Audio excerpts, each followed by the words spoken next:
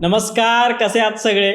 आशा करतो की सगळे अगदी मजेत असाल आणि काही ना काहीतरी वाचत असाल, कारण वाचनानेच आपण घडतो, हे आपला इतिहास आपल्याला सातत्याने सांगत आलेला आहे. आम्ही देखील हीच गोष्ट तुमच्यापर्यंत पोहोचवण्याची धडपड करीत आहोत. काल 15 ऑक्टोबर ही तारीख होती आणि संपूर्ण देशाने आपल्या लाडक्या अब्दुल कलाम यांची 93वी जयंती साजरी केली आणि त्यांनाच अभिवादन म्हणून आम्ही देखील त्यांची थोडक्यात माहिती तुमच्यापर्यंत घेऊन आलो आहोत. चला तर मग आजच्या आपल्या खास अशा भागात आपण जाणून घेणार आहोत डॉक्टर ए-पी-जे अब्दुल कलाम यांच्याबद्दल. जर तुम्ही आमच्या चॅनलवर नवीन असाल आणि अजूनही सबस्क्राईब केलं नसेल तर पटकन करून घ्या, कारण तुमचं एक सबस्क्राईब कधीही वाया जाणार नाही याची खात्री आम्ही देतो. चला तर मग मी मनीष काविनकर तुमच्या सर्वांचं स्वागत करतो आजच्या कार्यक्रमात, ज्याचं नाव आहे पुस्तकालय प्रेझेंट साहित्यकार. खरं तर अब्दुल कलाम यांच्याबद्दल मी काहीतरी सांगणं म्हणजे लहान तोंडी मोठा घास घेतल्यासारखं होय. पण तरीही त्यांच्याबद्दल थोडी का होईना माहिती सांगण्याचा माझा प्रयत्न गोड मानून घ्या. आपण सुरुवात त्यांच्या बालपणापासून करूया. अब्दुल कलाम यांचं संपूर्ण नाव अवुल पाकीर जैनुलाब्दीन अब्दुल कलाम असं आहे. त्यांचा जन्म 15 ऑक्टोबर 1931 रोजी पंबन बेटावरील रामेश्वरम येथे झाला, जे नंतर मद्रास प्रेसिडेन्सी आणि आता तामिळनाडू राज्यात आहे. एका तमिळ मुस्लिम कुटुंबात त्यांचा जन्म झाला. त्यांचे वडील जैनुलाब्दीन मार्कायर हे एका बोटीचे मालक होते. त्यांची फेरी बोट हिंदू यात्रेकरूंना रामेश्वरम आणि धनुषकोडी येथे घेऊन जात होती. 1964च्या रामेश्वरम चक्रीवादळात धनुषकोडी हे शहर उद्ध्वस्त झाले आणि आजही ते एक निर्जन ठिकाण आहे. मात्र त्यावेळी तिथे एक गजबजलेलं शहर होतं. त्यांचे पूर्वज खूप श्रीमंत आणि व्यापारी जमीनदार होते. त्यांच्या वडिलांचा देखील फेरी बोटीचा व्यवसाय छान होता. परंतु 1914 मध्ये मुख्य भूभागावर पांबन पूल सुरू झाल्यामुळे त्यांच्या वडिलांचा फेरीचा व्यवसाय बंद पडला आणि बोट एका ठिकाणी ठप्प झाली. यात्रेकरी बोटीऐवजी ट्रेनने सुरक्षित प्रवास करू लागले होते. 1920 पर्यंत त्यांच्याजवळ असलेली कौटुंबिक मालमत्ता संपत्ती संपली होती. वडिलोपार्जित घराशिवाय त्यांच्याकडे काहीच शिल्लक नव्हते. त्यांच्या घरात गरिबी आल्यानंतर अब्दुल कलाम यांचा जन्म झाला. त्यामुळे त्यांचे बालपण हे गरिबीतच गेले. कुटुंबाच्या थोड्याशा उत्पन्नात भर घालावी म्हणून लहानपणी त्यांनी वर्तमानपत्रे विकण्याचे काम केले. अब्दुल कलाम हे त्यांच्या घरात 4 भाऊ आणि एका बहिणीमध्ये सगळ्यात लहान होते. त्यांना त्यांच्या शालेय वर्षांमध्ये सरासरी गुणच मिळत असत. तरीही त्यांना शिक्षणाची ओढ असलेले एक तेजस्वी आणि मेहनती विद्यार्थी म्हणून ओळखले जाते, कारण त्यांनी त्यांच्या अभ्यासात विशेष म्हणजे गणितात जास्त तास घालवले. श्वार्ट्स उच्च माध्यमिक विद्यालय रामनाथपुरम येथे त्यांचे शालेय शिक्षण पूर्ण करून सेंट जोसेफ कॉलेज तिरुचिरापल्ली इथून त्यांनी 1954 मध्ये भौतिकशास्त्रात पदवी घेतली, म्हणजेच फिजिक्समध्ये डिग्री घेतली. पुढे ते 1955 मध्ये मद्रास इन्स्टिट्यूट ऑफ टेक्नॉलॉजीमध्ये एरोस्पेस अभियांत्रिक शिकण्यासाठी मद्रासला गेले. अब्दुल कलाम हे संपूर्ण आयुष्यभर एक महान शास्त्रज्ञ म्हणून ओळखले गेले आणि त्यामुळे त्यांना गौरविण्यात देखील आले. त्यामुळे आपण सगळ्यात आधी एक शास्त्रज्ञ म्हणून त्यांची वाटचाल पाहूया. 1960 मध्ये मद्रास इन्स्टिट्यूट ऑफ टेक्नॉलॉजीमधून पदवी घेतल्यानंतर अब्दुल कलाम हे भारत सरकारच्या संरक्षण संशोधन आणि विकास म्हणजेच डिफेन्स रिसर्च अँड डेव्हलपमेंट सर्व्हिसचे सदस्य झाले. त्यांनी आपल्या करिअरच्या सुरुवातीला एक लहान ओव्हरक्राफ्ट बनवले होते, परंतु ते फार कुणाला पटले नाही. पुढे मग ते भारतीय अंतराळ संशोधन समितीमध्ये सामील झाले. तिथे प्रसिद्ध अंतराळ शास्त्रज्ञ विक्रम साराभाई यांच्या हाताखाली ते काम करीत होते. पुढे मग तुंबा इक्वेटोरियल रॉकेट लॉन्चिंग स्टेशन चे पहिले संचालक HGS मूर्ती यांनी त्यांची मुलाखत घेतली आणि इस्रो म्हणजेच भारतीय अंतराळ संशोधन संस्था मध्ये त्यांची भरती केली.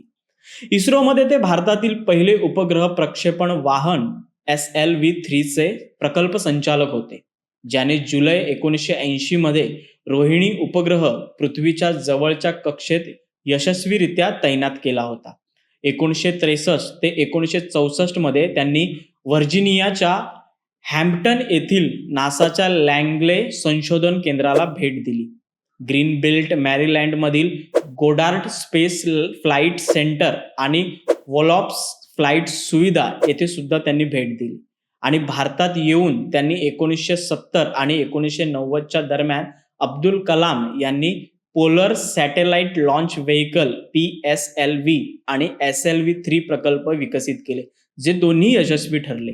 1970च्या दशकात अब्दुल कलाम यांनी प्रोजेक्ट डेव्हिल आणि प्रोजेक्ट व्हॅलियंट या 2 प्रकल्पांचेही दिग्दर्शन केले.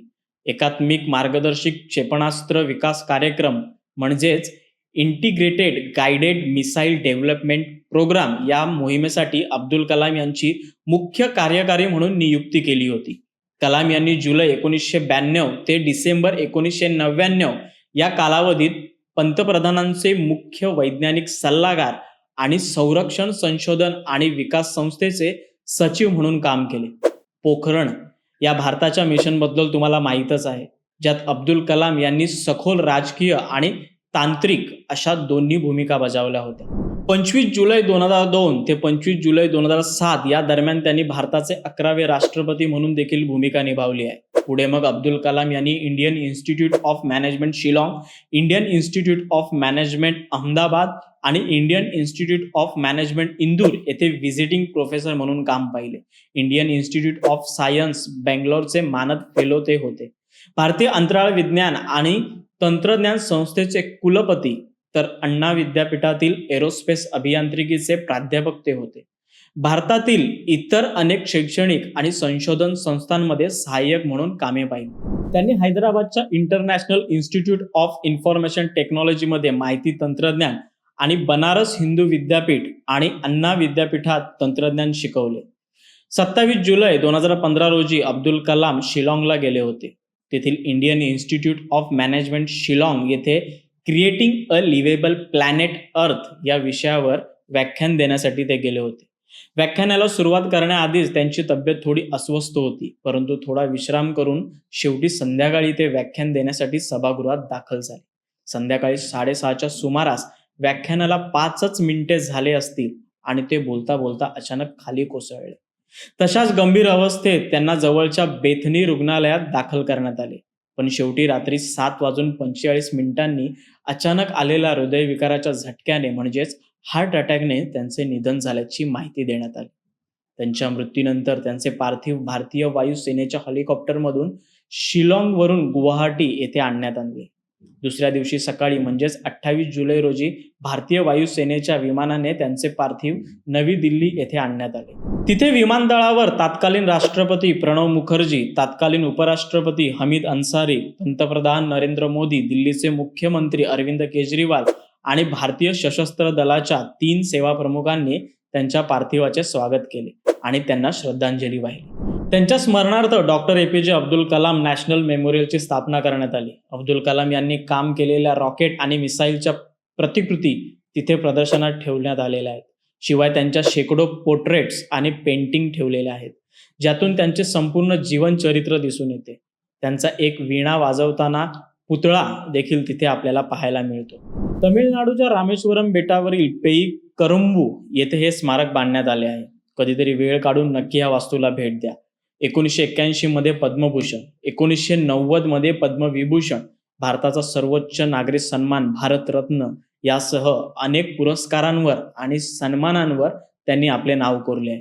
शिवाय व्हीलर आयलँड ओडिशातील राष्ट्रीय मिसाईल चाचणी साईटचे सप्टेंबर 2015 मध्ये अब्दुल कलाम बेट असे नामकरण करण्यात आले. फेब्रुवारी 2018 मध्ये भारतीय बॉटॅनिकल सर्व्हे ऑफ इंडियाच्या शास्त्रज्ञांनी त्यांच्या सन्मानार्थ नवीन सापडलेल्या वनस्पती प्रजातीला ड्रायपेटेस कलामी असे नाव दिले. 2022 मध्ये फुटबॉल फिशच्या नवीन शोधलेल्या प्रजातीला हिमांतलोफस कलामीला कलाम यांच्या सन्मानार्थ नाव देण्यात आले. अब्दुल कलाम यांनी त्यांच्या कारकिर्दीत बरेच लिखाण देखील केले. त्यांची बरीच पुस्तकं प्रकाशित आहेत, जी आपल्याला जगण्याचा आणि शिकण्याचा योग्य मार्ग दाखवतात, जसं की wings on fire, ignited minds, learning how to fly, India 2020, you are born to blossom, turning points. या व्यतिरिक्त देखील त्यांची आणखी बरीच पुस्तकं प्रकाशित आहेत. त्यांच्या सर्व पुस्तकांची माहिती तुम्हाला ऑनलाईन मिळून जाईल. शिवाय त्यांच्या जीवनावर देखील बरीच पुस्तकं लिहिली गेली आहेत. त्यातलंच एक पुस्तक सृजनपाल सिंग यांनी देखील लिहिलेलं आहे. याचं पुस्तकाचं मराठीमध्ये अनुवाद डॉक्टर वृंदा चापेकर यांनी केलं आहे. त्या पुस्तकाचं नाव आहे मी देशाला काय देऊ शकतो. या पुस्तकाची माहिती आमच्या पुस्तकांची सहल ह्या कार्यक्रमात येत्या शनिवारी आम्ही देणार आहोत.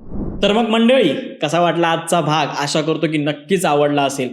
जीवनाची नवीन सुरुवात करायची असेल आणि काही मार्ग सापडत नसेल तर पुस्तकं वाचत चला, ते तुम्हाला नक्कीच मार्ग दाखवतील.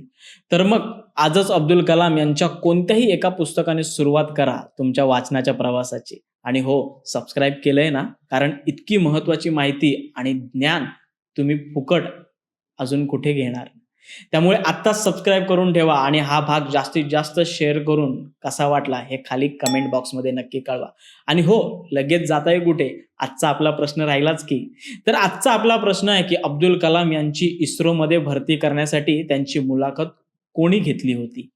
या प्रश्नाचं उत्तर खाली कमेंट बॉक्समध्ये आम्हाला कळवायचं आहे, ज्यामुळे आम्हाला हे कळेल की आमचा हा भाग तुमच्यापर्यंत किती पोहोचला.